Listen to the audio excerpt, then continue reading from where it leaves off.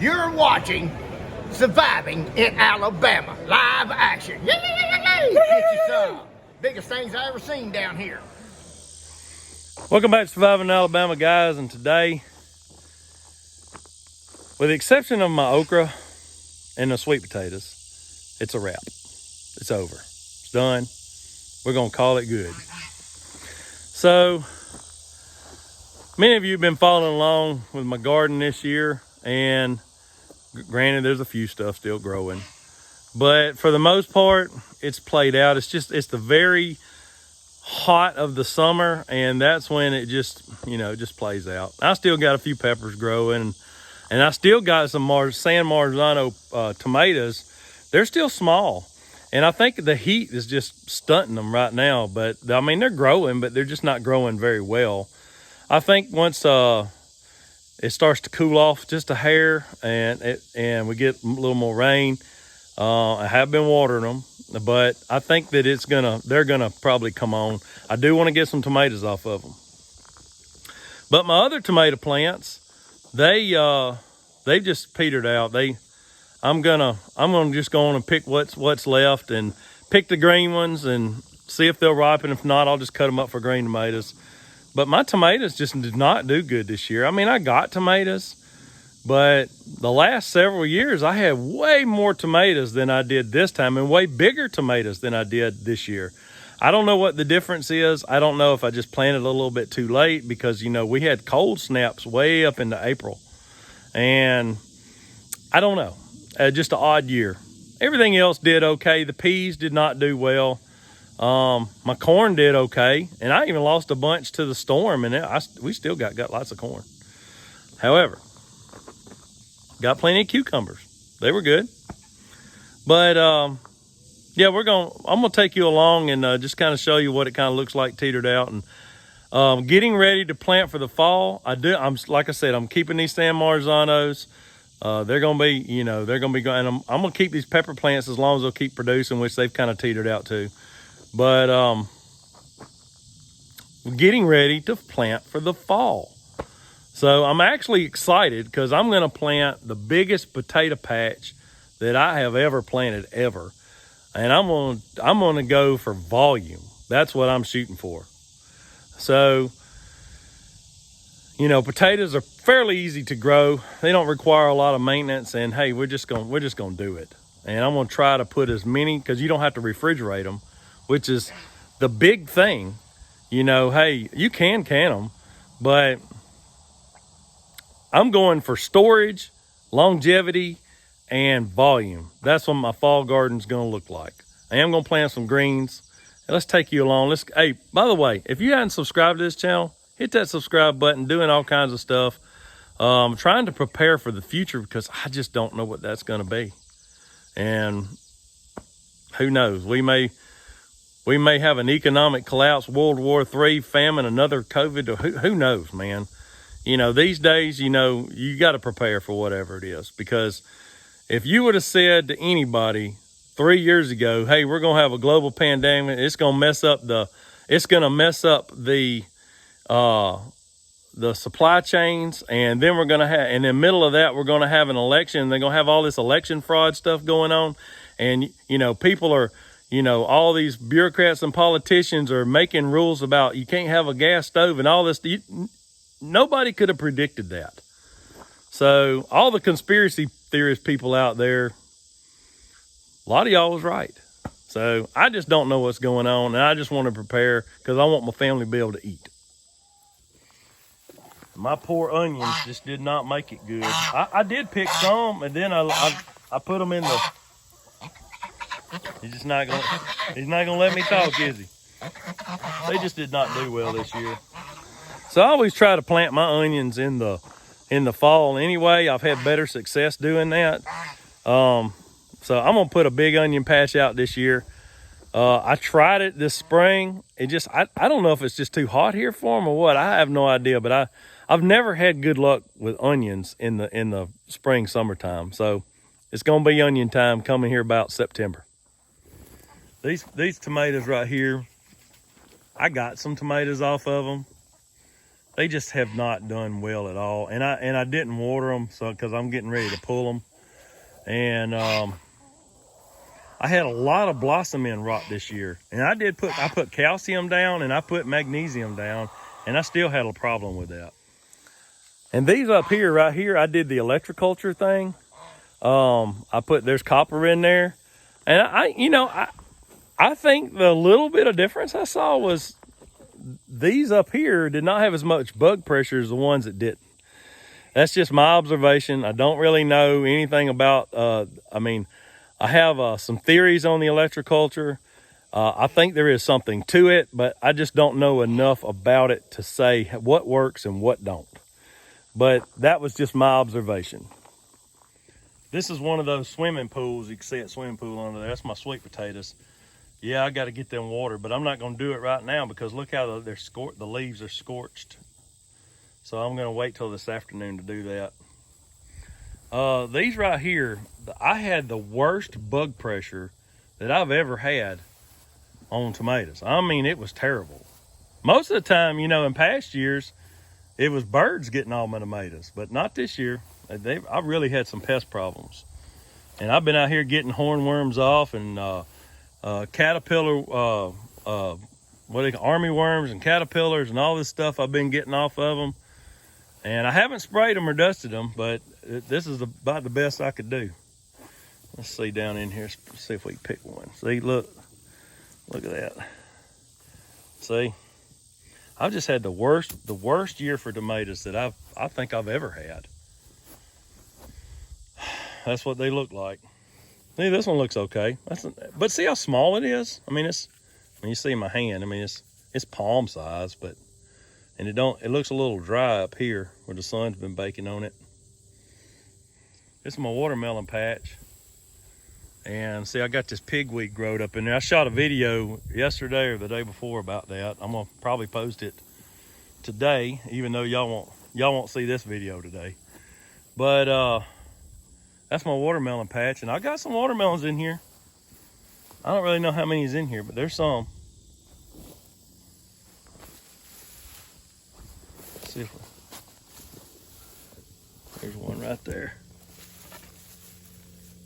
I just broke it. Man, I stepped on the stem and broke it. Messed up a watermelon. I'm gonna get out of here. I'm gonna try to see if I try to come in here when I messed it up. I stepped on the stem. See, I stepped on the stem and broke it off, and it's gonna have to go to the chickens. Hate that. I hate to waste a watermelon because watermelons, depending on what you plant, you don't get a whole lot. I mean, I'll probably get, I don't know, I might get 15 watermelons out of that patch maybe. If I get 10 real good ones, that'd be good. I'm gonna attempt to make some watermelon wine with them this year. That'd be good. Really like to do that. Something I've never done before. So, about to check on this okra, and I'll turn you around in a minute. So I was just going through the okra. I don't have any okra to pick yet, but it's not going to be much longer. I mean, this okra, it's over 4 foot tall. So and I see some look like little blooms in there, like it's fixing to start making. See up in there? I got some peas this year. This is my pea patch. It's overgrown with weeds. I'm gonna come out here and tarp this thing. I'm thinking I'm just gonna tarp it and kill it. That's what I'm thinking. But I got the peas for the most part. There's still a few more that came on and got ready after I picked. So I'm gonna come through here and pick the rest of these few little stragglers probably in a day or two. And they're gonna call that a wrap for the pea patch this year. Now, if y'all watched my other video, this is where I cleared off my corn patch. And you see how this is turning brown? I'm gonna light this on fire. I'm not gonna do it till this cools off a little bit in the afternoon. Or if I could catch it early in the morning, I might do that. But see how it's turning brown? It's time to set it on fire now. It's only been like 2 days, I think. But this right here, I'm going to I don't know if I'm gonna plant some more green beans or some peas, but I'm planting something out here real soon. And if I can make it happen, this pea patch right here, I'm gonna rotate, and I'm gonna put some more corn down, and I'm gonna do white corn. I got Silver Queen. It's 72 days. So I still got time, and that's what's gonna be out here.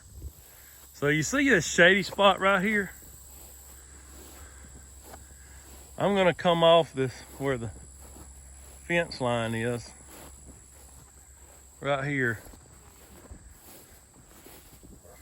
See, these are my little San Marzanos. They just are stunted. And I just think it's just too hot. That's what I think. But I think they'll come on. I just think they're gonna come on a little bit later than it probably would have been if I'd have planted them sooner. But see this shady spot right here? This is where I'm gonna put potatoes. And I'm doing it for a specific reason, putting them right here, because it is so hot. Potatoes do not like heat. So if they're gonna come up and thrive and then be harvested, say like December or something like that, potatoes are about 100 days or so.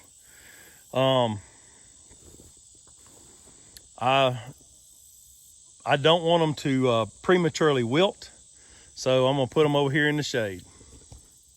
Now you see that big bale of hay right there? I got it, and I got another bale to go get. However, this spot right here, what I'm gonna do is I'm gonna till it up, kill the grass, probably till it again, kill the grass again. I'm gonna put out my potatoes out here, and when I put out the potatoes, I'm gonna take this bowl of hay and I'm gonna unroll it on top of those potatoes and let them grow up through it. And that will make room for the base of the stem, is where the potatoes come out and form. And that's gonna give, instead of pushing against dirt, it's just gonna push against this hay, and they should get bigger potatoes that way. I've done it before and it worked, but I didn't do it on such a large scale. And this is actually my second time, I think. This is my second time doing it like this with a roll of hay. So this spot right here is roughly 60 feet long, give or take. I'll probably leave a spot of grass in between these tomatoes and where the potatoes start, so it'll probably be 50 foot. I just want to be able to get up in here with a lawnmower. So it's going to be something like 20 feet wide and 60 feet long, or 50 foot long. So I've never had a potato patch that big before. I wish I'd have bigger than that, but this is, most of the time I just do small potato patches. Definitely this will be my biggest one. I think it's going to work out great though. So if you can see them barrels up there where the my tomatoes are, now those barrels are not going to go to waste during the fall. Those barrels, they're gonna have broccoli and cauliflower, and I'll put onions in those barrels, and I'll put all kinds of fall, cooler weather type stuff in those barrels. And I may end up transporting them inside that greenhouse, because I'm hoping in about 3 weeks that greenhouse is gonna be finished. Get it all back together, because I have been missing that greenhouse. So here's the other San Marzanos I got planted. I mean, they're just stunted. Like, you can see some bug pressure on them, but I think they're gonna be okay. I think they'll make it, but they're struggling in this heat. They really are. Here's my peppers. They're starting to peter out a little bit. That's more peppers. I've gotten good peppers out of these this year, pretty good. Some of the biggest peppers that I've ever had, I got out of here this year. Most of the time I just get a lot of peppers, but they're just kind of small. So it was a good year for that, I think. So just to shorten it up here a little bit, I'm gonna do another round of peas, another round of corn. Gonna do, got these San Marzano tomatoes. All right, that's the last of my summer stuff.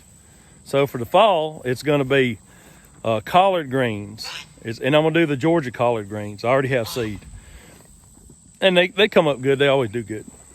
So Georgia collard greens, onions, potatoes, probably mustard greens, and for sure we're gonna do some lettuce. Last year I had pretty good success with lettuce, growing it through in that greenhouse. And so that we're going to repeat that again. And I really appreciate y'all coming along with me, coming here rambling about getting ready for a fall garden. And I hope that you're getting ready for a fall garden, because my experience is the fall gardens are easier because it's less bug pressure, it's less, the weather's better, and you don't have to get out here and sweat it out in the middle of the day like I'm doing right now. And I will see y'all. Oh, don't forget to like, share, and subscribe. We'll talk more about this later. See y'all next time. God bless.